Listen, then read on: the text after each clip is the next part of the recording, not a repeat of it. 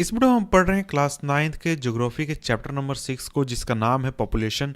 और यह video number second इस चैप्टर का। इसके पहले एक वीडियो किया है मैंने इस चैप्टर के ऊपर, तो अगर आपने उस वीडियो को नहीं देखा तो नीचे डिस्क्रिप्शन में लिंक है जहां से आप सारे वीडियोस इस चैप्टर के देख सकते हैं। वहां पर प्लेलिस्ट का लिंक दिया गया है। तो देखिए, पिछले वीडियो में हमने यहाँ तक पढ़ा था। इसके बाद अब हम नेक्स्ट टॉपिक पढ़ने वाले हैं जिसका नाम है population growth and process of population change. तो इस टॉपिक को हम इस वीडियो में देखने वाले हैं, तो आइए हम देख लेते हैं।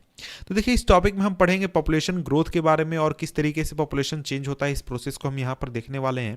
तो देखिए, यहाँ पर एक लाइन लिखा हुआ है, population is a dynamic phenomenon. तो देखिए, यही लाइन जो है ये इस पूरे टॉपिक को समझा देता है कि देखिए, जो पॉपुलेशन है वो एक तरीके का डायनेमिक फेनोमिनन है, यानी वो हमेशा चेंज होते रहता है। उसका जो नंबर्स है या फिर जो डिस्ट्रीब्यूशन है, कंपोजिशन है, वो सेम नहीं रहता, वो हमेशा चेंज होते रहता है। और इसी चीज़ को हम यहाँ पर पढ़ने वाले हैं। और ये जो चीज़ है, यानी पॉपुलेशन का जो चेंज है या फिर जो पॉपुलेशन का ग्रोथ है या फिर जो पॉपुलेशन का नंबर है, कंपोजिशन है, इसके बहुत सारे रीजंस हैं जो कि इसको अफेक्ट करते हैं। और इसमें से मेन जो 3 चीज़ हैं जिसको कि हम यहाँ पर पढ़ने वाले हैं वो हैं आपके बर्थ, डेथ और माइग्रेशन।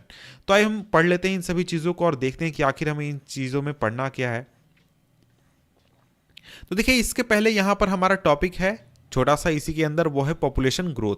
पॉपुलेशन ग्रोथ को हम समझ लेते हैं कि आखिर पॉपुलेशन ग्रोथ क्या होता है, किस तरीके से होता है। तो देखिए, यहाँ पर समझाया गया पॉपुलेशन ग्रोथ को कि growth of population refers to the change in number of inhabitants of a country territory during a specific period of time, say during the last 10 years. तो देखिए, पॉपुलेशन ग्रोथ होता क्या है। पॉपुलेशन ग्रोथ का simple मतलब ये होता है कि जो कोई कंट्री है या फिर कोई भी रीजन है, कोई भी इलाका है, उस खास इलाके में जो लोगों की संख्या है वो पिछले कुछ समय में, मान लीजिए पिछले 10 साल में या फिर पिछले 1 साल में कितनी बदली है, बढ़ी है, घटी है, उसी चीज़ को हम पॉपुलेशन ग्रोथ कहते हैं। जनरली ये बढ़ता है इसलिए पॉपुलेशन ग्रोथ इसको बात की जाती है, लेकिन हो सकता है कि पॉपुलेशन जो है वो कम भी हो जाए। और इसी तरीके का जो पॉपुलेशन ग्रोथ है या फिर जो चेंज है पॉपुलेशन का, उसको 2 तरीके से हम शो करते हैं या फिर 2 तरीके से दिखाते हैं।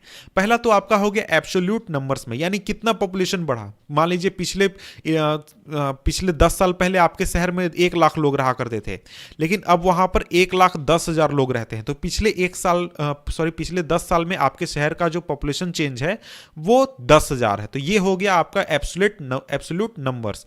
और जो दूसरा तरीका है वो है परसेंटेज चेंज पर ईयर। तो देखिए, पिछले 10 साल पहले आपके शहर में 1 लाख लोग रहते थे, अब वहां पर 1,10,000 लोग रहते हैं। तो हर साल 1,000 पॉपुलेशन आपके शहर का बढ़ा है। तो ये हो गया आपका 1% पर एनम। ये आपका परसेंटेज चेंज हो गया पर ईयर। तो 2 तरीके से हम पॉपुलेशन ग्रोथ को या फिर पॉपुलेशन चेंज को हम शो करते हैं।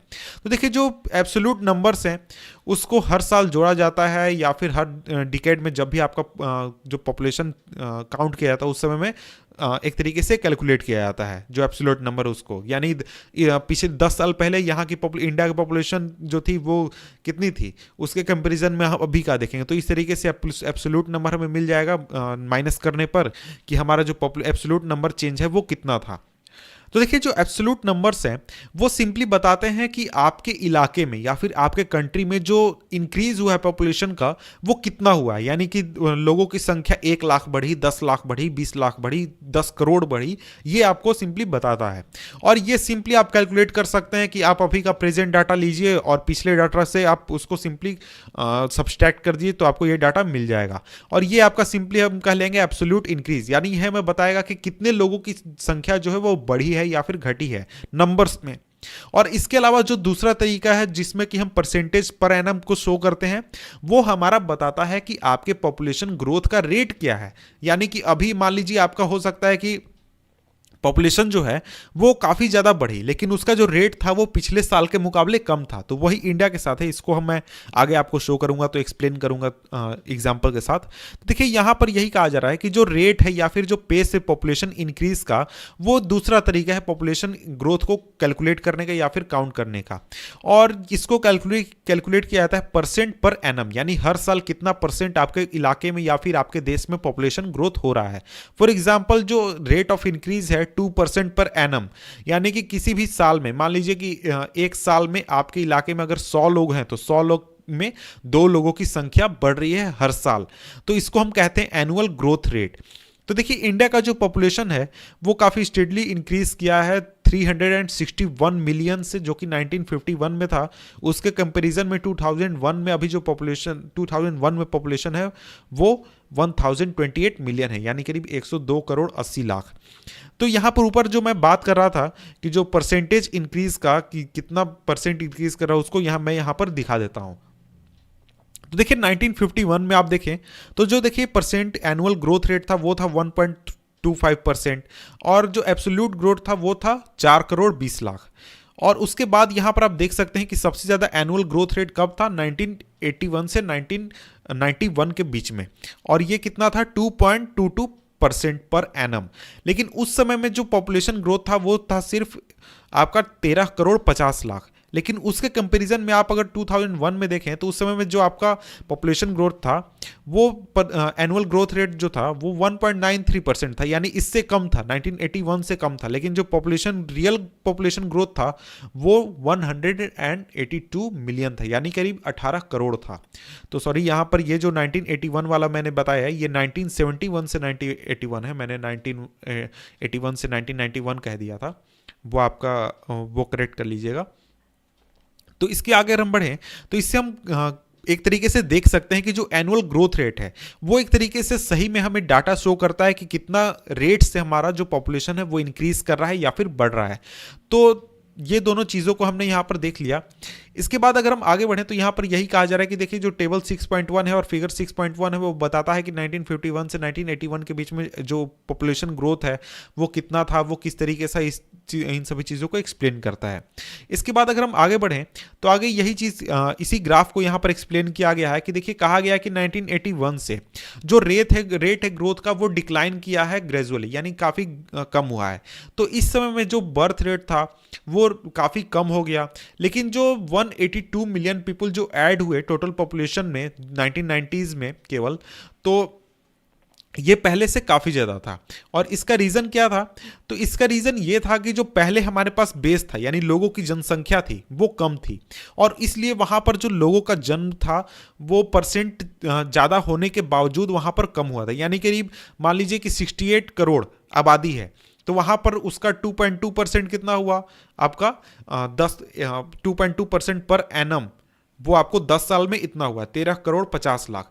लेकिन हमारे पास अब कितनी आबादी है 1991 में 84 करोड़ 60 लाख, और इसका 2.14% कितना हुआ, वो हो गया 16 करोड़ 30 लाख। तो इस तरीके से हम देख सकते हैं कि जो हमारे पास बेस है, हमारे पास जो पॉपुलेशन है वो काफ़ी ज़्यादा है पिछले साल के मुकाबले।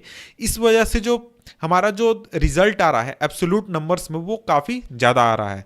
तो इसी चीज़ को यहाँ पर एक्सप्लेन किया गया है। इसको एक तरीके से पढ़ने की मुझे नहीं लगता है ज़रूरत है, आप चाहें तो इसे पढ़ सकते हैं। यही कहा गया कि इंडिया का जो पॉपुलेशन है वो काफ़ी बढ़ रहा है, काफ़ी ग्रोथ कर रहा है, और ये 2045 तक चाइना है उसको भी ओवरटेक कर लेगा।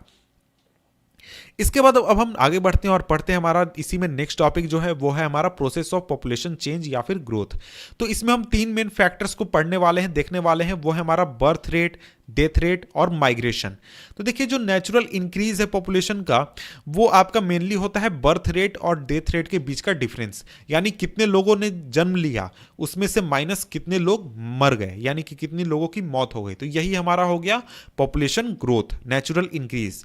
तो देखिए इसमें सबसे पहले यहाँ पर बर्थ रेट बताया गया कि बर्थ रेट तो सिंपली आप समझते हो कितने लोगों ने जन्म लिया, लेकिन उस तरीके से कैलकुलेट हम नहीं करते। बर्थ रेट को कैलकुलेट करते हैं कि कितने बच्चों ने जन्म लिया जो कि सही सलामत है यानी जीवित है, और ये कैलकुलेट होता है पर 1000 पर्सन, यानी 1000 लोगों के अनुपात में कितने बच्चों ने जन्म लिया। और ये जो चीज़ है ये काफ़ी बड़ा फैक्टर है इंडिया का जो ग्रोथ है पॉपुलेशन ग्रोथ उसके लिए, क्योंकि इंडिया में जो बर्थ रेट है वो काफ़ी ज़्यादा है, बहुत ही ज़्यादा है दूसरे जगहों के मुकाबले अगर हम कंपेयर करें तो। इसके बाद दूसरा है हमारा डेथ रेट। डेथ रेट भी तो आप समझ गए होंगे इसी चीज़ से कि देखिए डेथ रेट भी इसी तरीके से कैलकुलेट किया जाता है कि 1000 लोगों में से कितने लोगों की मृत्यु हुई, तो इसी को हम सिंपली कहते हैं डेथ रेट। और जो मेन कॉज है पॉपुलेशन ग्रोथ का इंडिया में वो ये है कि जो डेथ रेट है वो काफ़ी कम हुआ है 1980s के बाद या फिर उस समय के आसपास, क्योंकि उस समय तक जो हेल्थ सर्विसेज थी वो काफ़ी सही हो चुकी थी और लोगों को काफ़ी अच्छी सुविधाएं मिलने लगी थी और उनको हेल्थ में काफ़ी ज़्यादा एक तरीके से हेल्प सरकार द्वारा किया गया था और भी चीज़ों द्वारा किया गया था। तो अगर हम 1980s की बात करें, जो बर्थ रेट था वो हाई था और इसके साथ ही जो डेथ रेट था वो डिक्लाइन कर रहा था। इसके वजह से जो एक तरीके से बर्थ रेट और डेथ रेट था, इनके बीच में डिफरेंस हुआ। तो सिंपली यही समझिए कि पॉपुलेशन काफ़ी ज़्यादा पॉपुलेशन रेट बढ़ गया। और 1981 के बाद अगर हम बात करें तो देखिए जो बर्थ रेट है वो भी काफ़ी ज़्यादा डिक्लाइन हो रही है और काफ़ी ज़्यादा डिक्लाइन कर चुकी है। और इसकी वजह से जो पॉपुलेशन ग्रोथ का रेट है वो भी काफ़ी ज़्यादा डिक्लाइन हुआ है। इसके बाद जो तीसरा कंपोनेंट है वो है माइग्रेशन यानी कि लोग एक जगह से दूसरी जगह चले जाते हैं। तो माइग्रेशन को दो हिस्सों में हम बांट सकते हैं। दो तरह के माइग्रेशन है, पहला तो इंटरनल माइग्रेशन और दूसरा इंटरनेशनल माइग्रेशन। इंटरनल माइग्रेशन की आप अपने गांव को छोड़कर किसी शहर में आकर बस जाते हैं तो इसको हम इंटरनल माइग्रेशन कहेंगे। और आप इंडिया को छोड़कर जाकर चाइना में बस जाते हैं या फिर अमेरिका में बस जाते हैं तो उसको हम इंटरनेशनल माइग्रेशन कहेंगे।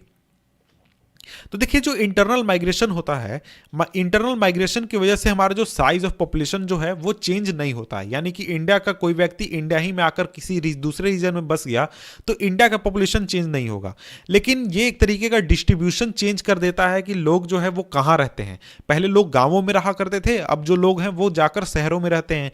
पहले लोग यूपी में रहा करते थे, अब लोग जो है वो अरुणाचल प्रदेश में रहते हैं। तो इस तरीके से जो एक तरीके का जो डिस्ट्रीब्यूशन है पॉपुलेशन का वो चेंज हो जाता है।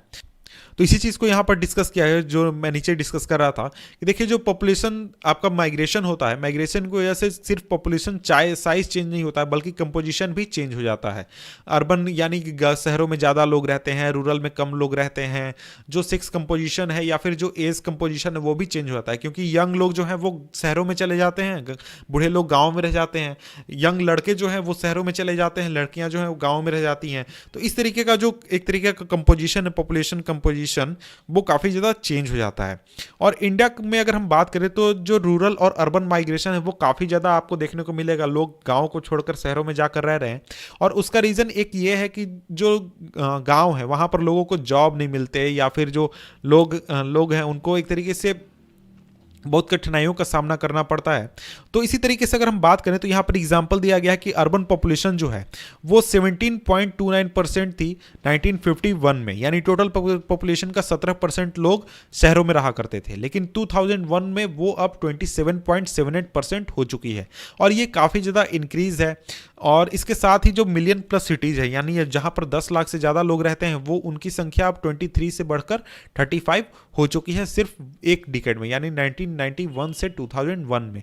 तो इस तरीके से आप देख सकते हैं कि किस तरीके से माइग्रेशन जो है वो पॉपुलेशन को प्रभावित करता है। इसके बाद हमारा जो नेक्स्ट टॉपिक है एज कंपोजिशन, ये हमारा नेक्स्ट टॉपिक में आता है, इसलिए इसको हम नेक्स्ट वीडियो में डिस्कस करेंगे, जिसका लिंक मैं नीचे डिस्क्रिप्शन में दे दूंगा। तो मिलते हैं आपसे हम नेक्स्ट वीडियो में, तब तक के लिए गुड बाय।